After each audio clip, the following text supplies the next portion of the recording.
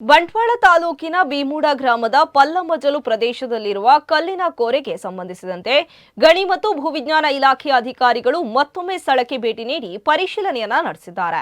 ಇನ್ನು ಹೋರಾಟಗಾರರು ಸಲ್ಲಿಸಿದ ಹೊಸ ದೂರಿನ ಆಧಾರದ ಮೇಲೆ ಈ ಪರಿಶೀಲನೆ ನಡೆಸಿದ್ದು, ಸ್ಥಳದಲ್ಲಿ ಗ್ರಾಮಸ್ಥರು ಮತ್ತು ಹೋರಾಟಗಾರರಿಂದ ಅಧಿಕಾರಿಗಳಿಗೆ ಹಲವು ಅಹವಾಲುಗಳನ್ನು ಸಲ್ಲಿಸಲಾಯಿತು.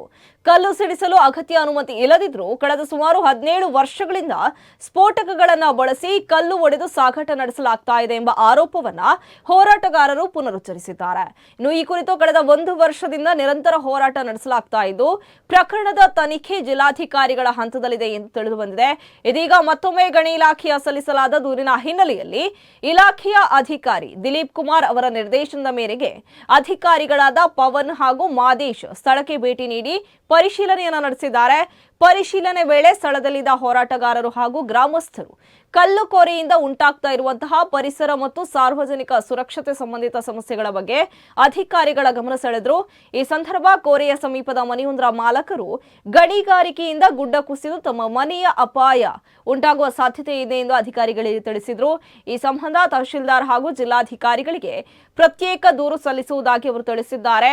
ಅಧಿಕಾರಿಗಳು ಸ್ಥಳ ಪರಿಶೀಲನೆಯ ವಿವರಗಳನ್ನು ಮೇಲಾಧಿಕಾರಿಗಳಿಗೆ ವರದಿ ಸಲ್ಲಿಸಿದ್ದು, ಮುಂದಿನ ಕ್ರಮದ ಬಗ್ಗೆ ನಿರ್ಧಾರ ಕೈಗೊಳ್ಳಲಾಗುವುದು ಎಂದು ತಿಳಿದು ಬಂದಿದೆ.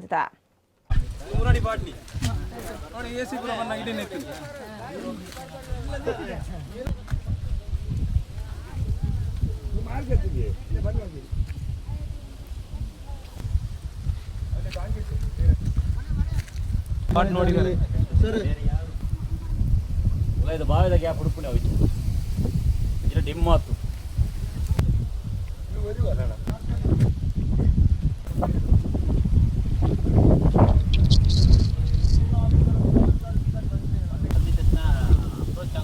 ಜಾಸ್ತಿ ಅವ್ರದ್ದೇ ಪಟ್ಟಲೆಂಡಲ್ಲಿ ಹಾಕ್ಬಿಡ್ತಾರ ಎಲ್ಲ 16 ಎಕರೆ ಅವರೇ ಒಂದೇ ಜನ ಆರ್ಟಿಸಿ ಎಂಕುಲ ಬೂರ್ಲು ಸಹಿತ